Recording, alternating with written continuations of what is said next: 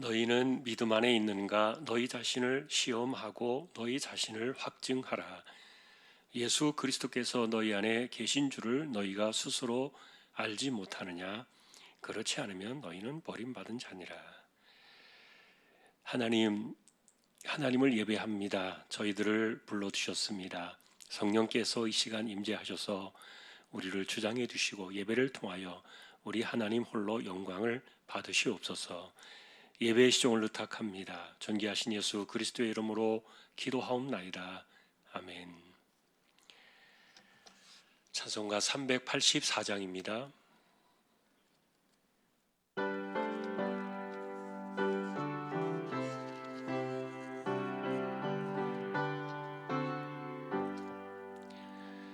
나의 갈 길 다가도록 예수 인도하시니 내 주 안에 있는 긍휼 어찌 의심하리요. 믿음으로 사는 자는 하늘 위로 받겠네. 무슨 일을 만나든지 만사 형통하리라. 무슨 일을 만나든지 만사 형통하리라. 나의 갈 길 다가도록 예수 인도하시니 어려운 일 당한 때도 족한 은혜 주시네. 나는 심히 고단하고 영혼 매우 가라나 나의 앞에 반석에서 샘물 나게 하시네. 나의 앞에 반석에서 샘물 나게 하시네.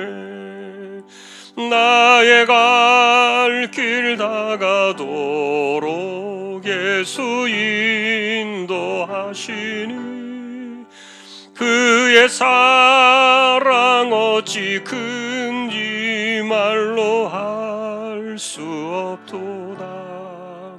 성령 감화 받은 영혼 하늘 날아갈 때에 영영 부를 나의 찬송 예수 인도하셨네. 영영 부를 나의 찬송 예수 인도하셨네.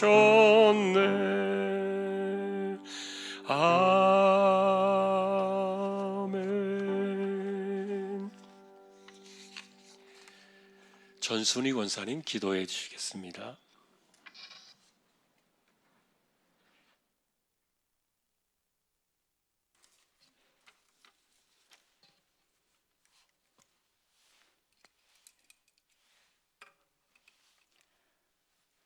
언제나 우리와 함께 동행하시며 우리의 삶의 새 힘을 공급해 주시는 사랑의 하나님, 그 한없는 은혜를 감사드립니다. 3일 동안에도 은혜 안에 살게 하시고 수요의 예배로 모이게 해주심을 감사드립니다. 사랑의 주님, 사랑의 빛으로 살기를 원하지만 세상 속에 살면서 지은 죄가 많음을 고백하오니 주님의 보혈로 우리의 죄를 용서하여 주시옵소서. 하나님, 지금의 이 시대는 바이러스로 인하여 마음의 혼란과 불안이 엄습해 있습니다. 우리를 불쌍히 여기시어 하루속히 코로나 바이러스로 해방시켜 주시고 질병으로 고통받는 주황의 식구들 치료하여 주시어 하루속히 건강한 모습으로 이 자리에 인도하여 주시옵소서. 정말 그래서 작년부터 교육부의 아이들까지 찬양과 기도가 끊이지 않는 우리 조양교회가 되게 하여 주시길 간절히 바라옵나이다. 사랑의 하나님, 선교지와 김포 주한교회를 기도합니다. 어려운 시기에 더욱 힘을 내고 주님께서 허락한 선교의 사명을 잘 이루어내는 선교지가 되게 하여 주시옵소서. 가정들을 지켜주시고 필요한 것들이 부족하지 않게 채워주시길 원합니다. 김포 주안교회를 돌아봐 주시고 힘든 역경 속에서도 주님 뜻대로 이루어갈 수 있도록 주님 함께해 주시옵소서. 이 시간 말씀을 전하시는 목사님, 영육의 강건을 더하시고 성령의 음성에 따라 모든 성도들을 바른 길로 인도하는 귀한 목자로 굳게 세워주시길 원합니다. 부교역장님, 항상 성령님께서 동행하시며 피곤치 않고 군비하지 않게 늘 지켜주시옵소서. 찬양을 준비한 구역 식구들도 주님께서 함께해 주시길 바라고 말씀으로 나아갑니다. 예배 위에 은혜 충만한 자리가 될 수 있기를 바라오며 예수님 이름으로 기도드립니다. 아멘.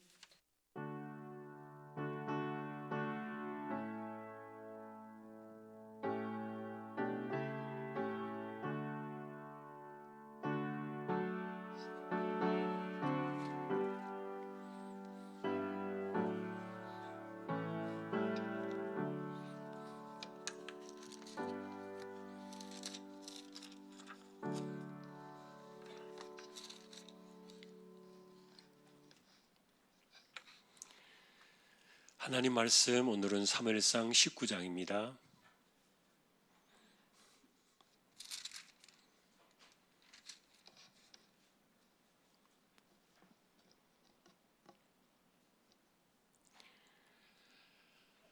사무엘상 19장 한 절씩 교독하겠습니다. 사울이 그의 아들 요나단과 그의 모든 신하에게 다윗을 죽이라 말하였더니 사울의 아들 요나단이 다윗을 심히 좋아하므로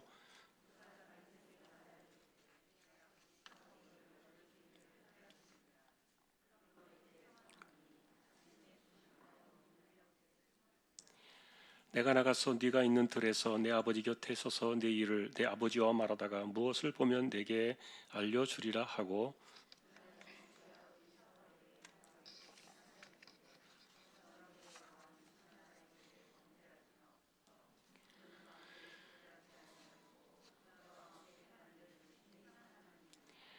그가 자기 생명을 아끼지 아니하고 블레셋 사람을 죽였고 여호와께서는 온 이스라엘을 위하여 큰 구원을 이루셨으므로 왕이 이를 보고 기뻐하셨거늘 어찌 까닭없이 다윗을 죽여 무죄한 피를 흘려 범죄하려 하시나이까.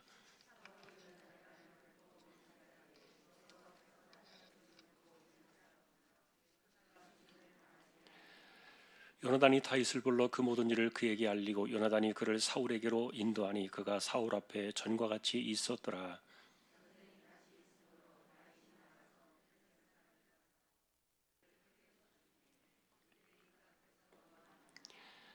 사울이 손에 단창을 가지고 그의 집에 앉았을 때 여호와께서 부리시는 악령이 사울에게 접하였으므로 다윗이 손으로 수금을 탈 때에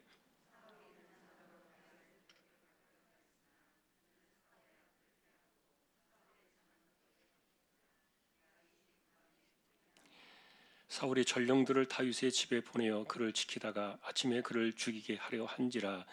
다윗의 아내 미갈이 다윗에게 말하여 이르되 당신이 이 밤에 당신의 생명을 구하지 아니하면 내일에는 죽임을 당하리라 하고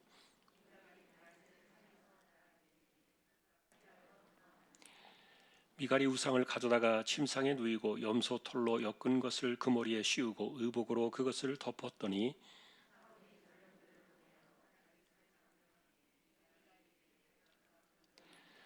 사울이 또 전령들을 보내어 다윗을 보라 하며 이르되 그를 침상째 내게로 들고 오라. 내가 그를 죽이리라.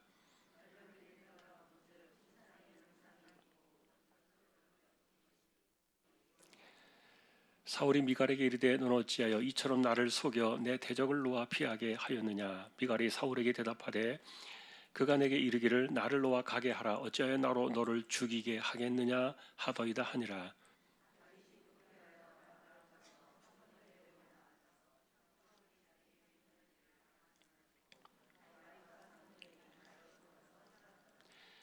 어떤 사람이 사울에게 전하여 이르되 다윗이 라마 나요세 있더이다 하매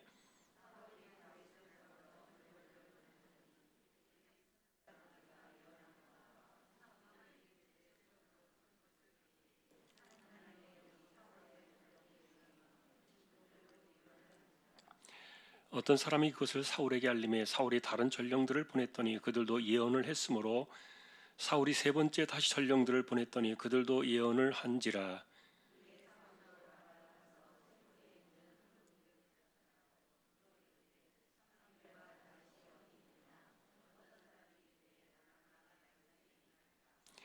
사울이 라마 나요스로 가니라. 하나님의 영이 그에게도 임하시니 그가 라마 나요스에 이르기까지 걸어가며 예언을 하였으며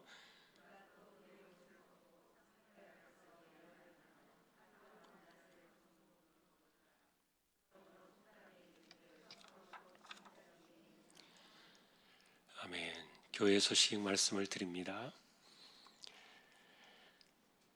돌아오는 주간은 성찬식으로 주일날을 지키게 되겠고요. 그리고 그 다음 주 월요일부터는 고난 주간입니다. 그래서 이번에 특별 새벽 기도회 진행을 하는데 그동안 우리가 못했지요.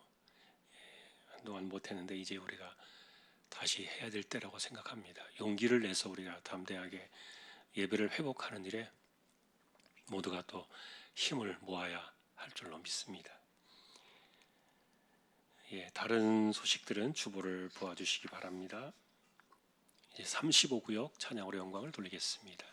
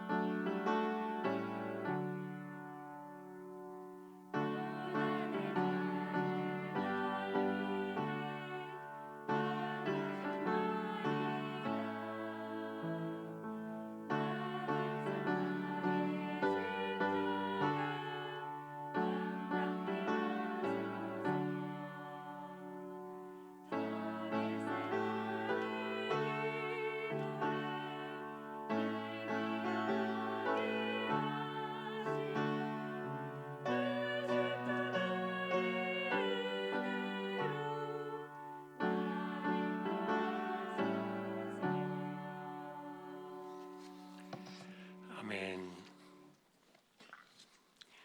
35구역을 세워주셨습니다. 하나님께서 붙들어 주시고 구역의 식구들 함께하지 못한 분들에게도 같은 은혜를 내려 주십시오. 말씀을 상고하려 합니다. 부족한 종과 저희 모두에게 성령께서 말씀으로 임재하여 주십시오. 존귀하신 예수님의 이름으로 기도합니다. 아멘.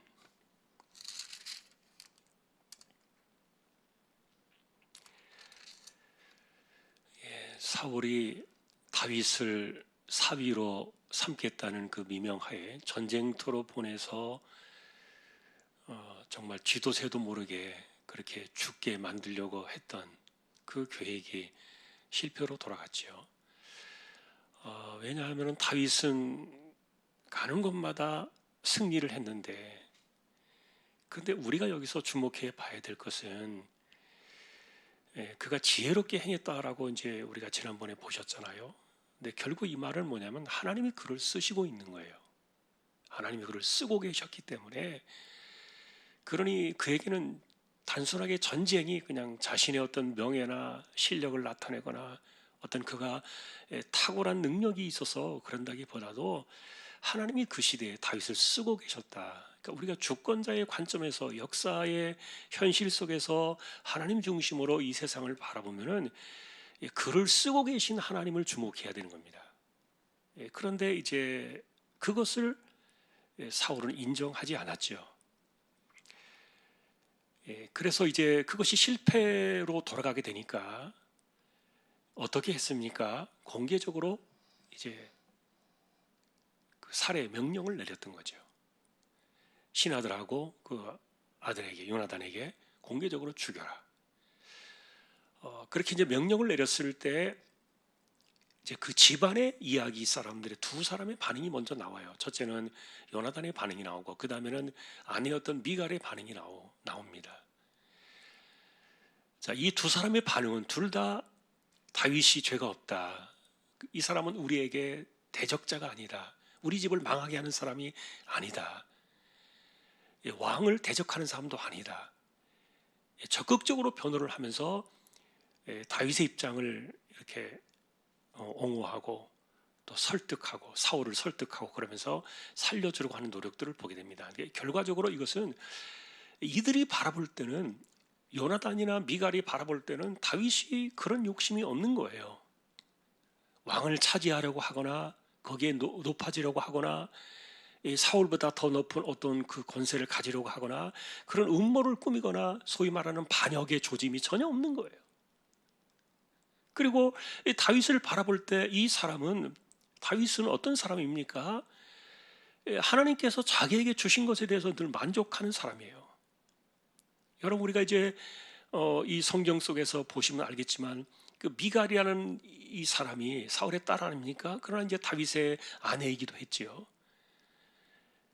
이 미갈이 다윗을 살리려고 할 때 그 위장을 하잖아요. 침대에다가 뭘 갖다 놓았다 그랬습니까? 집안에 있는 우상을 갖다 놓았어요. 그리고 염소털로 그 머리를 씌웠어요. 그 이불을 덮은 거예요. 사람처럼 이렇게 해놓은 거죠. 그런데 우리가 그냥 지나치기도 합니다만 중요한 것은 왜 사울의 집에 우상이 있느냐 하는 거예요. 여러분, 그게 이제 하나님을 섬기기 위해서 하나님을 섬기는 어떤 방편 가운데 하나로 우상을 썼다 이렇게 말할 수 있을지 모르겠지만, 그러나 우리가 모세율법으로 돌아가서 보면은 하나님은 절대 어떤 것도 만들면 안 돼요. 형상조차도 안 돼요. 여러분, 그래서 우리는 이런 것들이 지금도 철저하게 새기지 않습니까? 예를 들면은 십자가는 영원한 구원의 상징이 되었음에도 불구하고 십자가가 우상이 될 수는 없는 거예요. 그것을 통해서 우리가 하나님의 은혜와 구원을 바라보며 감사하고 그럴 수 있지만, 그러나 내 마음속에 어떤 것도 우상은 새겨져서는 안 되는 거예요. 하나님은 형상화시킬 수 없는 것이기 때문에 그렇죠. 하나님을 어떤 것으로 표현해낼 수 있는 것은 하나도 없는 거예요. 그런데 이 사울의 집에 우상이 버젓이 있는 겁니다. 이게 말이 됩니까? 왜냐하면은 왕으로 세워진 사람은 세상 사람들이 이렇게 하는 것처럼 뭐 사람들이 세우거나 세상이 세우거나 뭐 그런 것이 아니라 하나님께서 세우신 사람이고, 그리고 이스라엘의 그 왕은 하나님의 주권을 대신하는 대행자거든요. 다른 말로 말하면 청직이에요. 그냥 종일 뿐이에요. 그러니까 이스라엘의 왕은 하나님의 종이지, 세상과 똑같이 여겨지는 하나님 없는 세상에서 말하는 왕이 아니었던 거예요. 자, 그런데 이 사람이 자기가 언제부터 왕이 되었다고, 그래서 이렇게 그것을 지키려고 우상까지 만들어 놓고, 이게 말도 안 되는 겁니다. 그러니까 여러분, 하나님의 사람들은 하나님의 집에서 하나님께서 주권자로 하나님이 쓰시는 것이지, 하나님이 그를 그릇으로 쓰시는 것이지, 그러면 그것에 대해서 감사하고 만족하면 되는 거예요. 우리가 다윗의 일생을 바라보면요, 이분이 잘한 것이 여러 가지가 있지만 못한 것도 물론 있습니다. 그러나 다윗의 일생 속에서 정말 주목해 볼 수 있는 것 가운데 하나는 우상을 절대 곁에 두지 않았어요. 우상이 없어요. 다윗은 철저해요, 그게. 그러니까 하나님 앞에서 그는 살아요. 뭐 이 사람이 얼마나 못된 짓 많이 했어요, 다윗이. 그리고 사람을 얼마나 많이 죽였어요. 그런 거 우리가 다 역사 속에서 다 증거나 드러나는 내용이에요. 그러나 이분의 장점은 그거 아닙니까? 언제나 자기가 하나님의 종이라는 사실을 잊지 않았다는 거예요. 우상이 필요 없어요. 하나님이 쓰시면 쓰시고, 그리고 하나님이 아니시다 그러면 아닌 거예요. 그냥 멈추는 거예요. 멈춰야 되는 거예요. 자, 그런데 하나님께서 어쨌든 쓰실 때는 정말 자기를 한없이 내려놓고 자신을 종으로 생각하고, 그리고 자신에게 주신 것은 청직이라는 그런 아주 정확한 개념을 가지고 있는 사람은 하나님께서 그 사람을 안 쓸 수가 없어요. 어떤 사람을 쓰겠어요, 하나님께서? 사울 같은 사람 쓸 수가 없어요. 왜냐하면 자기가 언제부터 왕이었는데, 근데 왕이 되고 난 이후에 사람이 확 달라져 버렸잖아요. 자, 우리는 그래서 이 사건 속에서 여러분들이 뭐 아시는 대로 요나단이 다윗을 한번 구해준 그런 이야기가 나오고, 그리고 미갈이 또 자기 아버지까지 속여가면서 이렇게 그 추격자들을 따돌리고 밤중에 다윗을 달아내려 가지고 도망을 가게 하고, 이런 것들을 이제 보잖아요. 그런데 이제 우리가 여기서 여러분이 보시는 성경 말고 우리가 중요하게 여겨야 될 것이 하나 있어요. 그것은 뭐냐면은 갈라디아서 5장에 여러분들이 보시면 성령의 9가지 열매가 나오죠. 그것은 하나님의 사람들, 거듭난 백성들이 성령의 그 거듭남으로 성령의 열매를 맺는 사람들, 그것은 나중에 천국 가면 맺는 게 아닙니다. 9가지 열매는 지금 이 땅에서 우리가 거듭난 그리스도인으로 살아갈 때 맺는 열매들이에요. 지금 그래서 우리는 9가지 열매가 우리의 삶에서 나타나야 돼요. 그게 우리가 하나님의 백성이라는 정말 중요한 증거이기도 해요. 근거이기도 해요. 그런데 이 9가지 열매를 말고 이것과 함께 이야기를 하면서 바울이 무서운 이야기를 하나 했어요. 한 16가지를 이야기 쭉 하는데 육체의 일에 대한 이야기들이 쭉 나옵니다. 이런 일을 행하고는 하나님의 나라에 들어갈 자가 없다 그랬어요. 이런 일을 가지고 하나님의 나라를 유혹으로 받을 자가 없다 그랬는데, 그 내용들 가운데 이제 오늘 사울에게서 볼 수 있는 것 가운데 하나는 뭐냐면은 시기와 질투입니다. 소위 말하는 투기입니다. 자, 여러분, 왜 사람들이 시기와 질투를 하느냐? 그것은 일반적으로 여러분 생각해 보시면 한번 생각해 보세요. 여러분도, 저와 여러분도 다 시기가 있어요. 질투가 있어요. 어떨 때 그런 일이 일어납니까? 나보다 못한 사람이 더 인정을 받거나, 예를 들어서 칭찬을 받거나, 뭐 그러면은 좀 속에서 인정하고 싶지 않겠지요. 그리고 내가 왕인데 도리어 왕 같은 대접을 받는 사람은 저쪽에 있다고 생각되어지면은 이 기분이 나쁘겠죠. 자존심도 상하겠죠. 마음의 투기가 일어나겠죠. 이것은 죄악된 인간의 본성 속의 자연스러운 반응이에요. 그러니까 사울이 지금 실제로 다윗이 가는 데마다 전쟁을 일으키면 전쟁터로 보내면 성공을 했잖아요. 승리했잖아요. 그러면 같이 박수를 치고 너무너무 좋아해야 될 일 아닙니까? 칭찬해주고 높여주고 막 상을 주고 그래야 될 일 아닙니까? 그런데 이게 뭡니까? 내가 해야 될 일을 네가 하고, 그리고 내가 받아야 될 영광을 네가 받으니까. 여러분, 이게 무슨 말이에요? 다윗에게 그런 영광이 돌아가고 다윗이 그렇게 승리하고 이런 것들이 사실 자기에게도 좋은 건데 그게 인정이 안 되는 거예요. 여러분, 그런 마음 이해할 수 있습니까? 이게 왜 생겨납니까? 왕이 되고 난 이후에 생겨난 마음이에요. 그런데 우리가 계속 그 이야기를 하잖아요. 그럼 사울이 뭐 태어날 때부터 이 사람은 뭐 왕의 피를 가지고 태어났습니까? 그 사람의 피는 뭐 새파란 피입니까? 우리와는 좀 다른 DNA를 갖고 있습니까? 절대로 그런 거 없거든요. 하나님 보시기에 참 순전하고 아무것도 정말 모르는 때묻지 않은 순박한 깡촌의 청년이었기 때문에 하나님이 그를 불러다가 순수한 백성을, 그 순수한 사람을 이렇게 세워서 왕으로 했는데, 그런데 왕이 되고 나서부터는 자기가 언제부터 왕이 되었다고 이렇게 보는 것이 다 달라져 버린 거예요. 그러니 우리가 이 성경 속에서 바라보고 있는 이 사울에게서 바라보는 가장 무서운 것 중에 하나가 뭐냐면은 자기가 하나님에게 쓰임을 받는 종이라는 사실을 잊어버린 거예요. 굉장히 무서운 생각이에요. 이거 잊어버리니까 이런 게 나오는 거예요. 그리고 하나님이 지금 다윗을 쓰고 있다는 것을 눈으로 보고 있어요. 그런데도 죽이고 싶은 거예요. 왜 그래요? 마음의 감정과 질투가 이걸 용납하지 못해요. 사람의 마음속에 이렇게 시기 질투가 일어나는 이것은요, 굉장히 이게 무서운 생각이에요. 잠깐 정신이 돌아올 때는 요나단이 막 설득을 하잖아요. 처음에 나왔을 때 막 설득을 해요. 아버지, 저 다윗은 악한 마음이 전혀 없어요. 우리에게 원수가 아니에요. 얼마나 귀해요. 그리고 우리에게 얼마나 필요한 사람이에요. 저 사람 때문에 우리가 이렇게 이 나라가 지금 이렇게 블레셋에부터 어려움 겪지 않고 잘하고 있잖아요. 그 말을 들으니까 이 사울이 명분이 맞잖아요. 그게.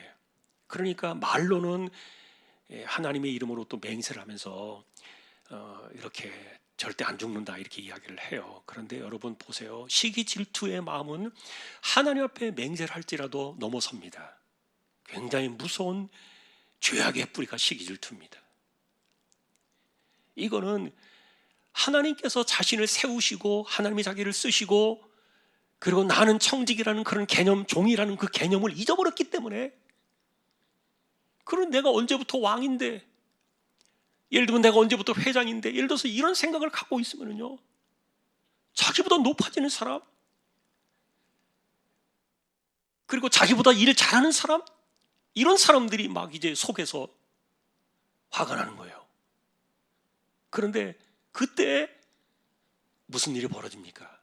마귀가 들어와서 사울을 번뇌시키는 거예요. 그러니까 그런 것들이 사실은 마귀가 들어오는 통로예요. 바울 사도는 우리에게 그런 것들을 정확하게 짚어내주고 있어요.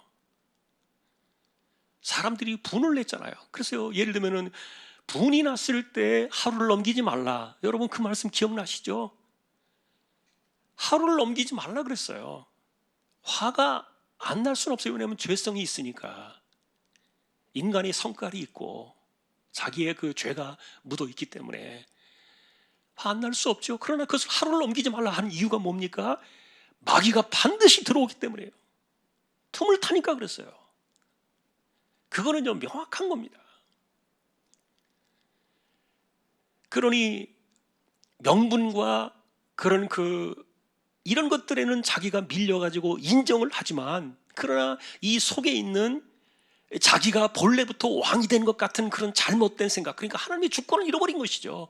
하나님의 주권을 잃어버리고 자기가 종이나 청직이라는 정신을 잃어버린 상태에서 이 시기와 질투와 이 투개에 대한 이 분노의 마음이 다윗을 바라볼 때 이게 있으니까 이게 사그라지지 않고 없어지지 않으니까, 그러니까 또 한 번 다윗을 앞에 놓고 단창을 던졌습니다. 이 마귀가 충동들을 일으키는 거예요. 하나님의 나라에서 왕조차도요, 직분 자체는 이게 자기가 잘나서 된 거 아니에요. 그리고 자기가 그만한 어떤 대접을 받아야 돼서 되는 것도 아니에요. 철저하게 하나님 나라의 원리는 하나님 그분이 주권이에요. 하나님이 주권자예요. 자, 이런 것들을 잊어버리니까 다윗에 대한 그 질투의 마음, 이거를 갖다가 삭히지 않았던 거예요. 사실 힘들어요. 인간이, 모든 사람들이 그럴 겁니다. 뭐 하나 직분을 탁 주면요, 그 직분 때문에 생겨나는 수많은 적들이 있어요, 주변에. 왜냐하면 자기 말고도 잘하는 사람들이 많아요. 여러분 그거 아십니까? 내가 제일 잘하기 때문에 하나님이 나를 세우신 거 아닙니다. 절대로. 하나님께서 보실 때 그 사람을 쓰시려고 세운 거지, 그 사람이 제일 잘하고 그만한 능력이 있고 그만한 자격이 있기 때문에 쓰신 것이 절대로 아니에요. 그런데 사람들이 이렇게 뭔가 자리를 얻게 되면은 그 다음부터 자기보다 잘하는 사람들, 자기보다 앞서가는 사람들, 자기보다 높아지는 사람들, 이게 전부 다 이제 원수가 되는 거예요. 이게 세상의 정치입니다. 그런데 그런 이 썩어버린 이 죄성에 대한 그런 것을 가지고 세상을 바라보는 정치적인 관점이 우리들의 본성에 들어있고, 그러다 보니까 이 교회 안에서는 절대로 허용되어서는 안 되는 일들이에요. 그래서 이 모습을 보면서 야, 참 무섭다. 다윗이 얼마나 귀한 사람입니까? 이 사람을 쫓아냈기 때문에 사울이 비참하게 죽었어요. 오늘도 우리가 사무엘상 마지막 장을 새벽에 함께 묵상을 했는데, 자기가 다윗을 쫓아내지 않았더라면, 다윗이 곁에 있었더라면 사울은 죽지 않았을 거예요. 비참하게 죽지 않았을 거예요. 여러분 어떻게 죽었는지 아세요? 나중에 이제 가서 우리가 보시게 되겠지만 목이 잘렸어요. 블레셋 손에. 그리고 목이 잘린 그 시신을 그 블레셋 사람들이 성벽에다가 못 박아서 며칠 동안 달아놓았어요. 피가 줄줄 흐르는 처참한 모습의 그 모습. 옷 그대로 입혀놓고요, 왕이라는 그 표시의 옷을 그대로 입혀놓고 목이 없는 시신을 벽에 달아놨어요.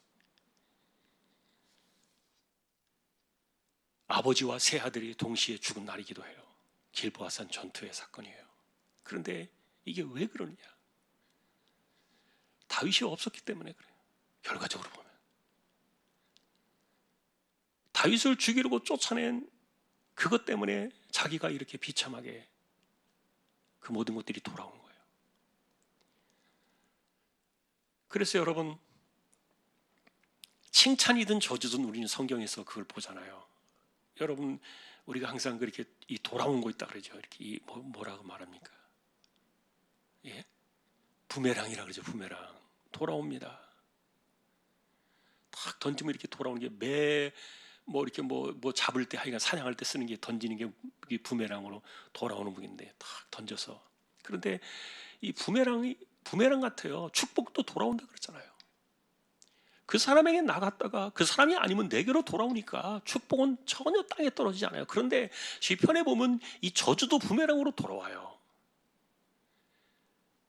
이 시기의 마음, 질투의 마음, 이런 것들이 고스란히 내게로 돌아오는 거예요. 그 모든 것이 그대로 성경에 다 녹아든 겁니다. 우리는 그래서 오늘 이 모습 속에서 끝까지 이렇게 다윗을 죽이려고 하는 이 사울의 모습을 보면서, 그것이 자기의 무덤을 파는, 자기를 죽게 하는 이런 그 함정이고, 그리고 무서운 늪이라는 것을 자기가 깨닫지 못해요. 왜 그래요? 그게 분노의 감정, 그리고 이 질투의 감정, 투기의 마음 때문에 그래요. 이 사람의 이 무엇인가 질투하고 시기하는 이 마음이요, 굉장히 무서운 생각이에요. 전혀 무엇이 옳은가에 대해서 생각하지 않아요. 그것이 먼저 우선이기 때문에 앞서 있다 보니까. 그래서 여러분, 우리가 이제 마지막에 다윗이 도망갈 때는 어디입니까? 사무엘밖에 없는 거예요. 이분밖에. 왜냐하면 이분한테 가야 사는 거예요. 다윗이 갈 데가 없어요, 이스라엘 안에서. 그런데 이 사무엘 이분은 하나님이 붙드시는 정말 그 시대의 마지막 선지자였잖아요. 사사이기도 했고요. 사울과는 절대 얼굴을 보지 않겠다고 이별을 하고 떠나간 사람이잖아요. 그래서 이 사무엘이 있는 곳으로 갔는데, 그런데 거기까지 사울이 이 칼잡이들을 보낸 거예요. 살수들을 보낸 거죠. 다윗을 죽이려고 3번이나 보냈어요. 근데 왜 3번을 보냈습니까? 갈 때마다 이 사람들이 죽이러 갔는데, 이 사무엘에 있는 곳에 성령의 역사가 충만하니까 도리어 그들이 하나님의 영으로 충만해가지고 예언을 하는 거예요. 이 말은 무슨 말인가 하면은 은혜를 받으니까 못하는 거예요. 그 일을. 제정신이 돌아온다는 말이 은혜를 받으니까. 그 살수들이 가서 자기는 자기에게 명령을 한 사람이 왕이었고 그 다음에 자기가 섬기는 주군이지만, 그러나 사울의 명령을 받들고 갔는데 은혜를 받고 성령이 역사하니까 이 제정신이 딱 돌아와서 보니까 안 되는 거예요. 못하는 거예요. 왜요? 그것은 하나님을 대적하는 일이니까. 다 실패해버렸어요. 세 번째. 그러니까 이 사울이 직접 갔잖아요. 자기가 내가 죽이겠다 칼을 들고 갔어요. 그런데 그 사무엘이 있는 곳에 가기도 전에 성령께서 역사하셔가지고 이 사울도 역시 또 예언을 하고 그랬는데, 근데 이 사울의 예언을 보시면 좀 달라요. 뭐가 달라요? 오늘날 우리식으로 말하면요, 이상한 입신에 빠진 거예요. 이상한 입신. 성령의 이 사로잡힘도 이렇게 잘못 나타날 수도 있는가라는 것들을 우리가 생각해 볼 수 있는데, 예전에 보면 여러분 뭐라고 말할까요? 막 그 성령의 기름 부음, 예를 들어서 그런 걸 받으면은 막 사람들이 이상한 행동을 해요. 막 그리고 어떤 데가 막 웃는, 막 뒹굴뒹굴 굴면서 막 웃고 막 이런 것이 성령 충만이라고 막 이야기를 해요.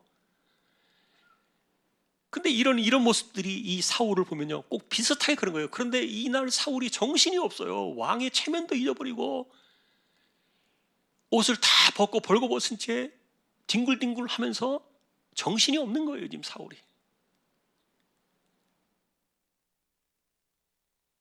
그래서 여러분, 성령 충만도요, 모든 사람들이 사실은 성령의 역사하신가 예언의 역사는 그것을 하나님께 부름받은 사람들에게 능력을 감당할 수 있도록 하나님께서 힘을 주실 때 그 성령의 은혜를, 성령을 주신 거예요. 성령을 부어주신 거예요. 그래서 사사들이 그랬어요. 자, 그런데 이 사울의 경우는 도리어 그게 아니에요. 성령께서 역사하시니까 정말 이 왕의 최신이나 이런 것들이 다 떨어져 버린 거잖아요. 떨어져 버렸잖아요. 결국 뭘 말합니까? 네가 뭐냐 하는 거예요. 하나님 앞에 딱 오니까 벌거벗은 채로 그냥 이럴 수밖에 없는 거예요. 자기 정신이 아니죠, 지금. 네가 왕이라고 지금 깝죽대고 다니고, 네가 왕이라고 지금 너보다 높은 것에 대해서 막 그러는데, 내가 지금 쓰고 있는 것을 네가 지금 뭘 보고 있느냐 하는 겁니다. 그러니 이 시기나 질투나 이 투기의 문제는요, 하나님을 대적하는 문제예요. 이게 간단한 우리 개인의 감정의 문제가 아니에요. 하나님께서 사람을 쓰시고 하나님께서 일을 하시는 그런 것에 대한, 이런 것들에 대한 그 철저하게 하나님을 대적하는 잘못된 그 불신의 무서운 죄라는 거죠. 하나님의 주권도 물리치고 그 다음에 하나님의 섭리와 하나님의 뜻, 이런 것들도 막 파괴해버리는 거예요. 자기가 그런 것들을 엉망으로 만들어버린 거 아닙니까? 왜냐하면 자기 감정이 먼저니까, 자기 위신이 먼저니까. 다시 이야기합니다. 자기가 언제부터 왕이었다고. 이 분수를 잃어버린 이런 것에 대해서 자기가 하나님의 종이고 쓰임받는 도구요 청직이라는 사실을 잊어버렸기 때문에 이런 일들이 벌어진 거예요. 그러니까 성령 역사가 충만하게 많으니까 이날 완전히 하나님께서 정말 사람들이 볼 때 저게 무슨 왕이야 라고 생각할 정도로 밑바닥에 하나님께서 굴러버리게 만드셨어요.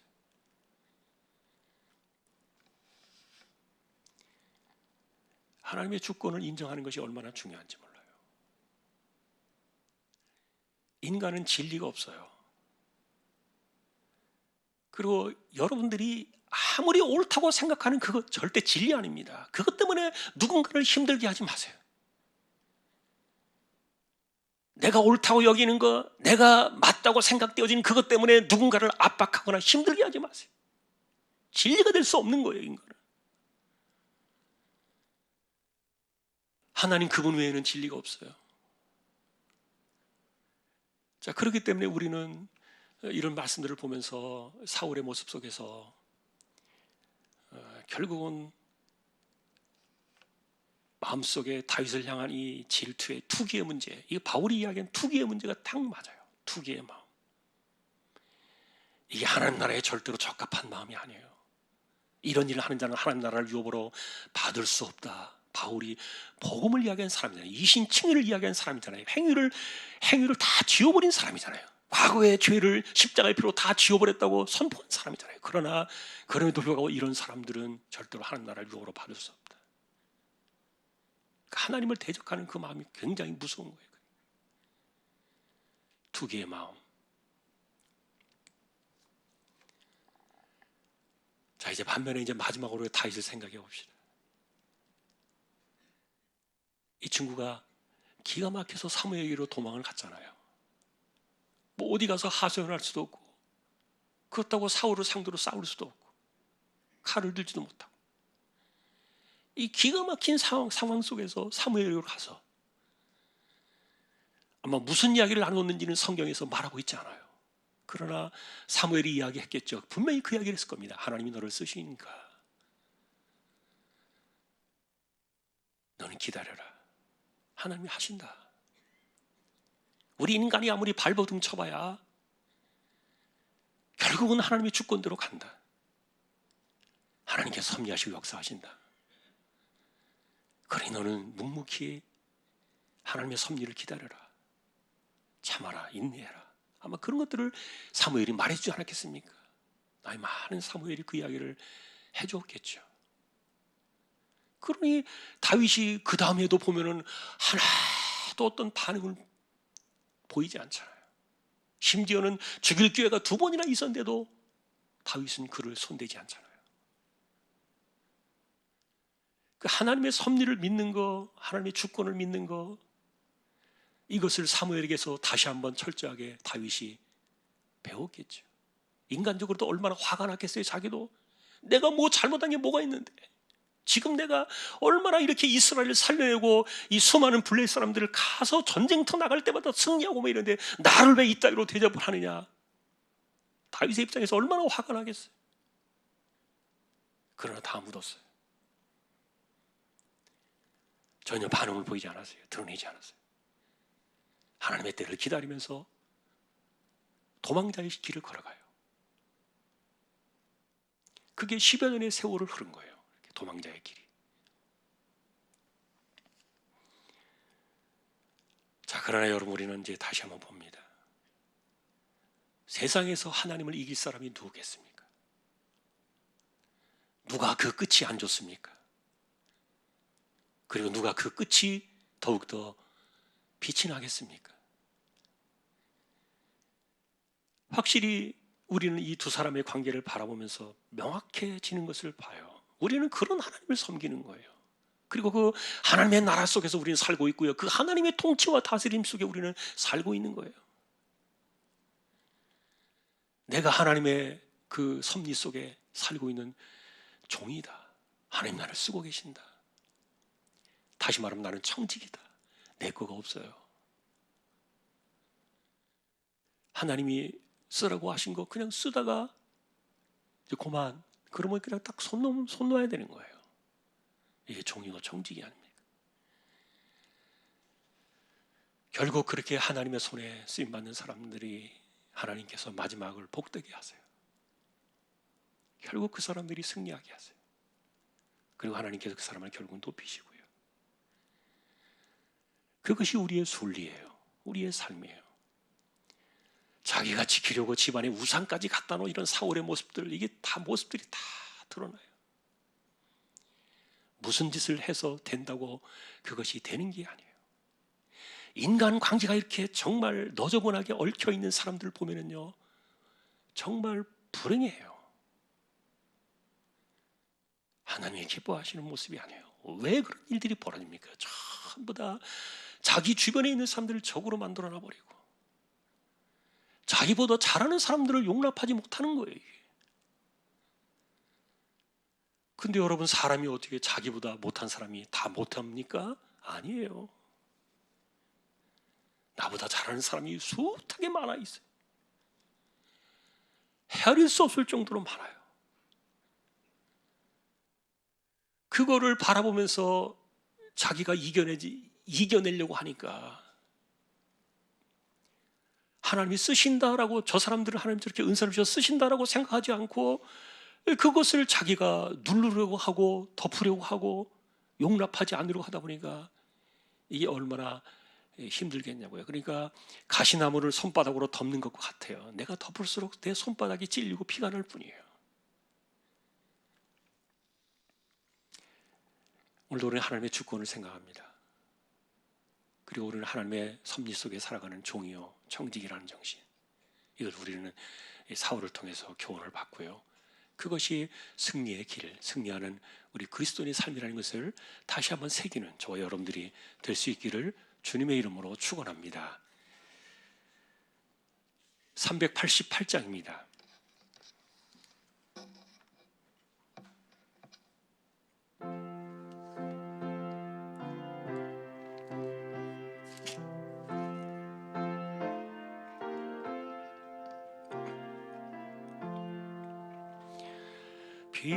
비바람이 칠 때와 물결 높일 때에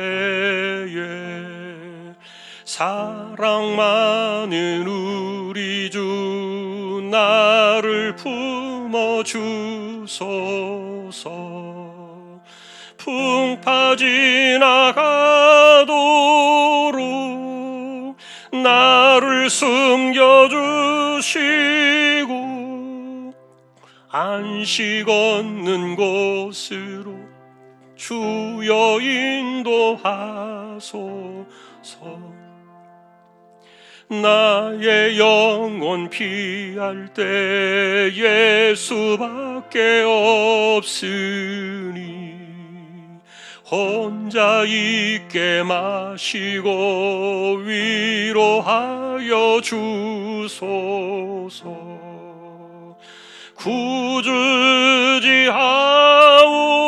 구주지하옵고 도와주신 피오니 할 수 없는 죄인을 주여 보하소서.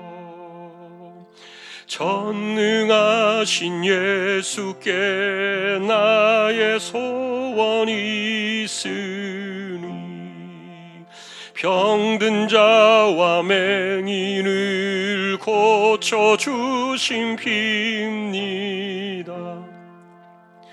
나에게는 죄악이 가득하게 찼으나 예수께는 진리와 은혜 충만하도다. 나의 죄를 사는 주의 은혜 그도다. 생명수로 고치사 나를 성케하소서. 생명수는 예수니 마시게 하시옵고 샘물처럼 내 맘에 솟아나게 하소서. 아멘.